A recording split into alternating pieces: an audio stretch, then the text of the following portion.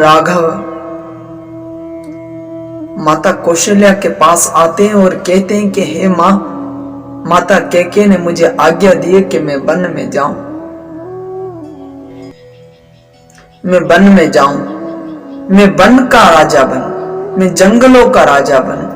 हे माँ, मैं तुझसे आज्ञा लेने आया हूं, तू मुझे आशीर्वाद दे। उसी समय माता कौशल्या ने भक्तजन जो वचन कहे वो बहुत ही सुंदर अनुभवी वचन है। वो कहते हैं कि हे राम, मैं तो आपकी जननी हूं, मां तो आपकी केवल कैकेयी है। अगर आपको कैकेयी माता ने कहा है तो आप जाएं, मुझसे आशीर्वाद ना लें। कहा माता, ये क्यों? आप अपने आप को मेरी जननी कहते हो और मां मेरी आप माता कैकेयी को कहते हो।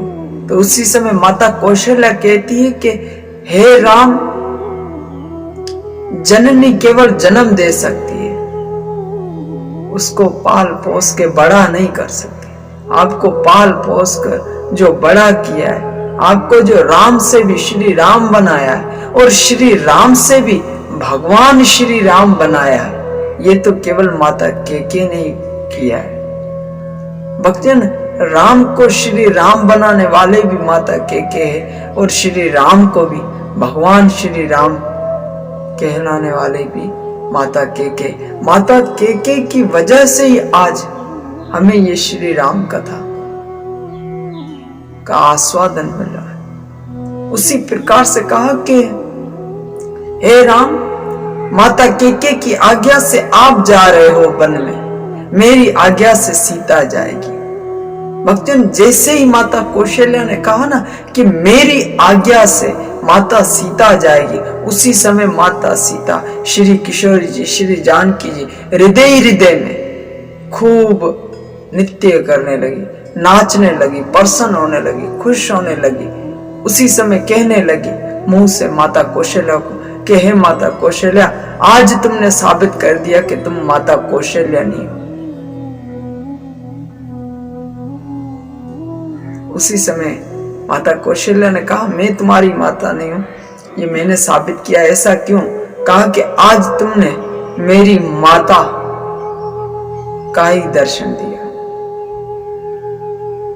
भक्तजन, उसी प्रकार से माता सीता प्रसन्न होने लगी कि मां, तुमने मुझे प्रसन्न कर दिया। उसी समय भक्तजन भगवान श्री राम बोले, हम आपको नहीं ले जा सकते। माता सीता को कहने लगे, हे देवी, हम आपको नहीं ले जा सके।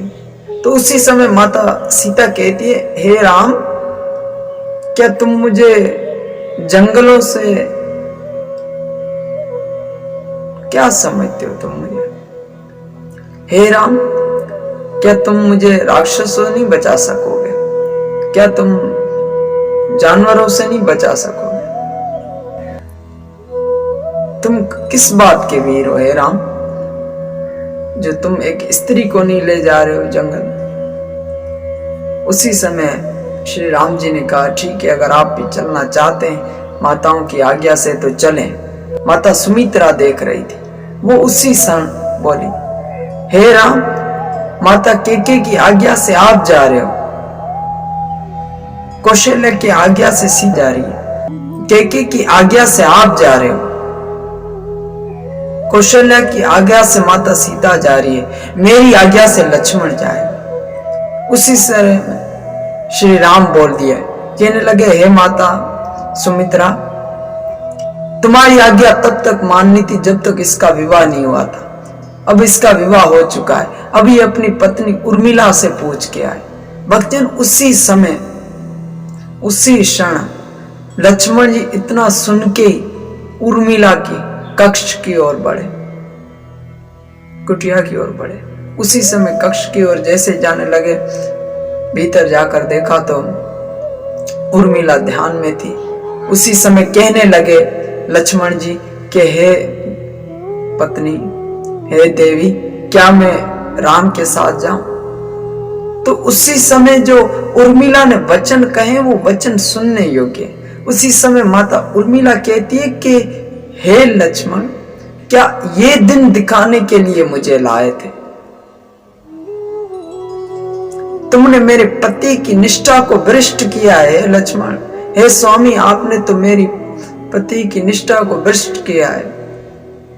मैं अपना विवाह तब सफल मानती, मैं अपने आप को पत्नी के रूप में तब सफल मानती जब आप वहीं से ही उनके साथ चले जाते। यहां क्यों आए हो? यहां आने का कारण क्या था? यहां आपको आना ही नहीं था। मेरे पति की निष्ठा को आपने भ्रष्ट किया ना, आप वहीं से चले जाते राम के साथ। आप यहाँ पूछने काहे को आए? उसी समय लक्ष्मण जी बोलते हैं कि हे देवी, पूरी अयोध्या का दुर्भाग्य हुआ है, मेरा सौभाग्य हुआ है कि मुझे राम को जाने के संग अवसर मिल रहा। उसी समय भक्तजन माता उर्मिला कहती है कि हे स्वामी, तुम जा रहे हो, ये दरवाजा बंद करके जाओ।